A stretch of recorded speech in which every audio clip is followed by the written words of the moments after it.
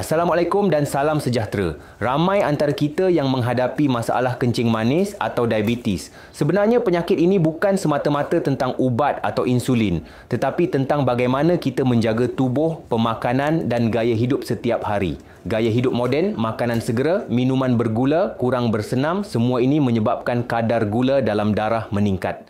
Apabila badan kita tidak lagi dapat menghasilkan atau menggunakan insulin dengan baik, gula akan berkumpul dalam darah dan mula merosakkan organ penting seperti jantung, buah pinggang, mata dan saraf.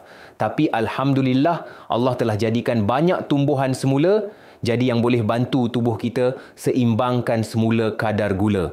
Dalam perubatan tradisional, terdapat beberapa herba yang telah digunakan turun-temurun. Daun gymnema membantu mengurangkan penyerapan gula dalam usus dan meningkatkan tindak balas insulin. Peria katak sangat terkenal di Asia, membantu menurunkan paras gula darah secara semula jadi. Kayu manis meningkatkan kepekaan insulin dan melancarkan peredaran darah. Daun mangga muda membantu menstabilkan kadar gula selepas makan. Apabila herba-herba ini digabungkan secara seimbang, ia membantu tubuh bekerja dengan lebih baik tanpa kesan sampingan berbahaya. Namun ingat, herba sahaja tidak cukup.